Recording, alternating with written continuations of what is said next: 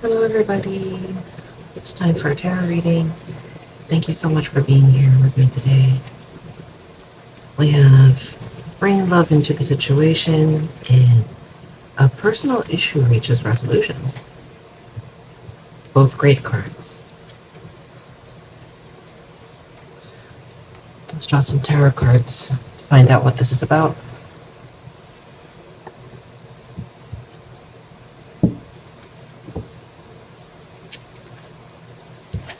Two of Cups in reverse.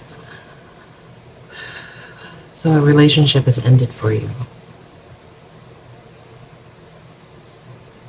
But the thing is, it seems to be an amicable breakup. Or at least you're trying to make it an amicable breakup.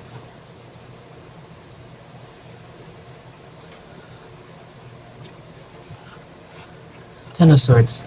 Yeah, this relationship was very difficult. And I think that's why you're just trying to see the best out of the situation. You're thinking, well, you know what? It ended, but it's better that it ends rather than it continuing because I think you already know that you're not compatible. So you're not trying to force it. You know how some people will try to stay together because they're going to say, well, you know, we've been together for 3 years. That's just a shame, such a shame. You know, we've been through so much together. Maybe we were like high school sweethearts or college sweethearts, or we already know each other's families, all of these things. But in this case, for you, you're like, you know what? The burden was too heavy to bear. I don't think this relationship is gonna survive. And so although I'm sad that it is ending, I know that it's meant to end. And I get a feeling that because you have gone through so much together, you're not trying to demonize your partner. Um, you know them. You know them very much as a person. And so you're not going to say, well, you know how some people, even if they've been together for 20, 30 years, the moment the relationship ends, it's like they flip a switch and then all of a sudden they go, oh, that bitch, that asshole, that this, you know what I mean? And they just go through this whole process of character assassination. I don't think you're interested in doing that. You're like, I know this person. I was with this person for a long time. You know, but we're not meant to be together. But yeah, I'm not gonna do that. I'm not gonna do name calling. I'm not gonna try to convince my friends and my family to hate this person. I'm not gonna do that. More cards. Three of Cups in reverse. Okay. You also lost friends because of this breakup. Yeah. I mean, it makes sense, right? Because especially some people are very deliberate about this, by the way, right? Like they move into a new city and they don't know anybody there. And they feel like the best way to find new people, find new friends, is to date. And once they date, let's say they have a new boyfriend or they have a new girlfriend, that person opens the door for them to have other friends, right? Their boyfriend or their girlfriend's friends become their friends. And in some ways, it's like their boyfriend, their significant other's family also becomes their family, and they end up having like a support system from scratch. No, not from scratch. That's the opposite of from scratch. You know what I mean? Like a ready-made, readily packaged um, support system, even when they're in a brand new place. I'm not saying that's exactly what happened here, okay? But I'm just trying to illustrate that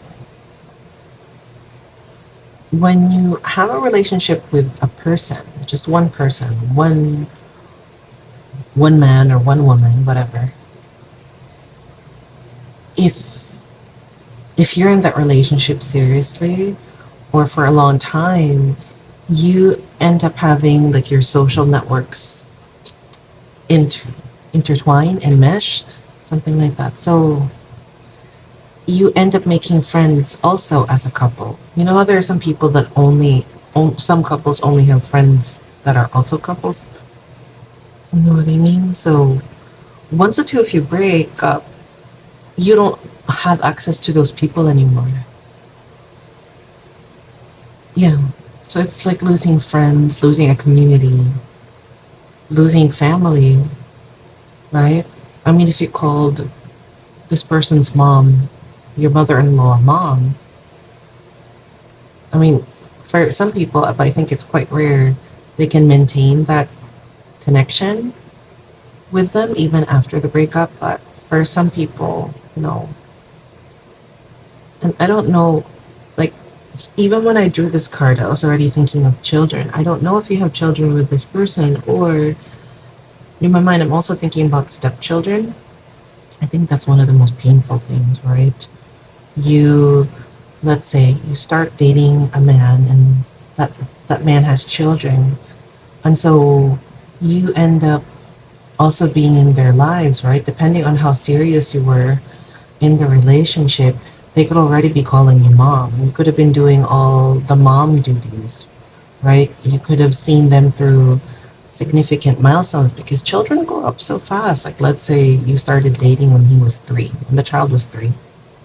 And then when you grew up, he was already 8 or 9. That's a big difference. You were essentially mom, the, the, the boy's mother for a significant chunk of his childhood, right?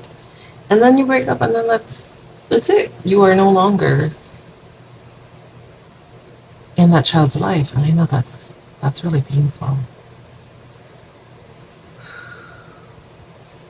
That is really painful.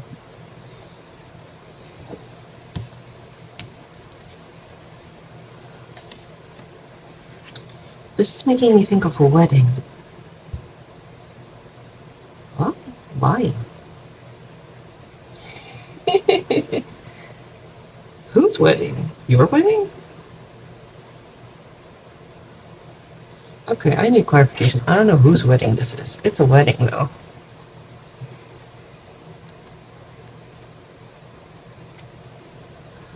What's this? Oh, Knight of Pentacles in reverse, and the Six of Pentacles upright. It came up this way.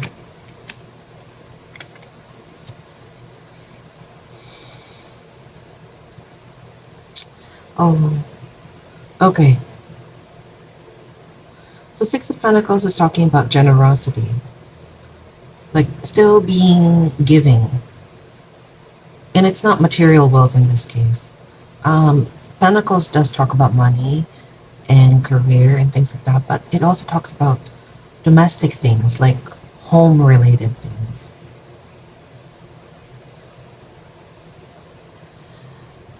And then here we have the Knight of Pentacles. So these three things combined are saying this is your wedding. And maybe it's not like a big fancy wedding. Maybe it's not even a wedding. Maybe it just means like a long-term commitment. But it feels like it's possible for you to have that again in the future. And we have the Knight of Pentacles in reverse, which is making me think that it is not soon. This is not a rebound relationship, okay? It's not like 6 months later and you're already with another person. And I think that's good, because if it happens so quickly, it's like entering a relationship for the wrong reasons. You know what I mean? It's there is this temptation to be in a relationship just to show the other person, look, I'm so attractive. I'm more attractive than you because look, I already have a long-term partner again, and you don't. See, I'm the more attractive one. You know, it turns into something petty or vengeful. But no, this is saying it's going to happen, but it's going to take time. And the nice thing is, because the Six of Pentacles is here, it's talking about how you are still giving. Your heart is still open. Do you understand? Like, this breakup, this whole scenario, did not cause you to basically give up on love as a whole. You were still open. And I think that's why they're showing me this wedding. That's in the future, a long, long time in the future. Maybe it just feels long to you, but yeah, in the future. Because it's kind of saying you're doing the right thing. You are letting go of this relationship that no longer has love in it. Because we know that some people will just, you know, even if the other person wants to go already, they keep them. Again, being very petty or like, what's another word for petty? I don't know. But you know what I mean? Like the other person wants to go. You know that your relationship's not working, but you're like, I don't want you to find anyone else. I will keep you. I will close my heart. I will keep you. And then while we're together, I'm going to torture you. You're not like that. You know, you're still seeing this person as a person. And you still have that sort of love and consideration for them that, you know what? Um, you're better off outside this relationship, just like I am. I'm not going to keep you here. And yeah, I let you go peacefully. I'm not going to do anything bad to you.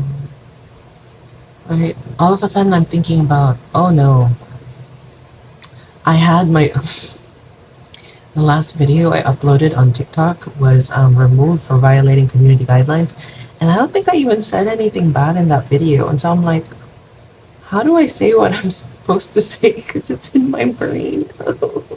I have to say it, and I'm gonna say it, but I'm gonna try to say it without using words that are weird because I don't even know what caused my other video to be removed. Anyway, you know how, and this is more common with men, right?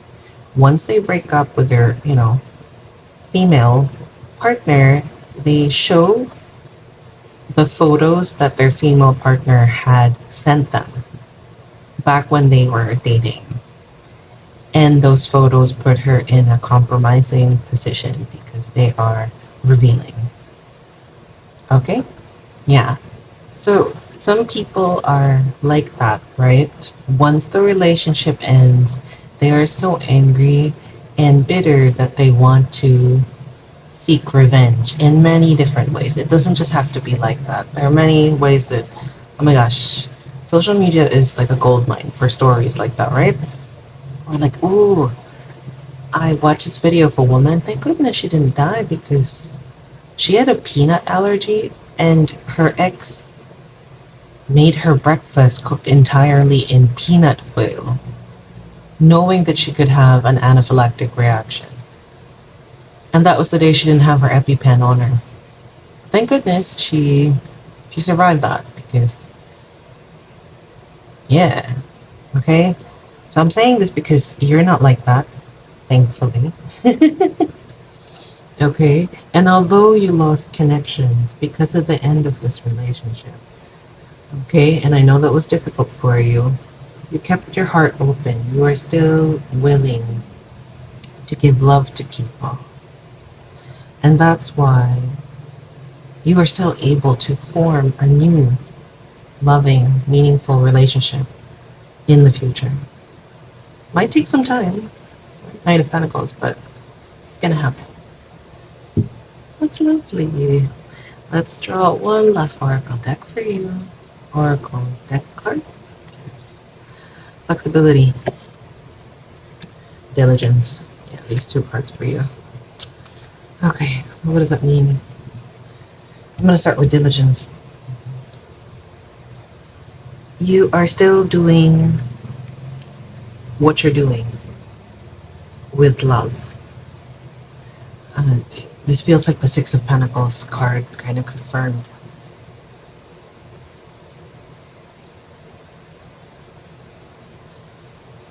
You know how for some people they experience one heartbreak, just one, and then their entire personality changes. Or they use that one heartbreak to excuse their change in behavior towards everyone. You know, like if one woman broke their heart, let's say, they now use it as an excuse to hate all women. Or the same thing with men, right? They had one heartbreak with a man, and then they use it as an excuse to be actively hateful towards all men. And for you, that's not the case. Like, you were a loving person before this relationship, you were a loving person throughout this relationship, and so now, facing breakup, you are still a loving person. You are diligent, like consistent. Like I said, you never closed your heart. You just kept being you. And it's not,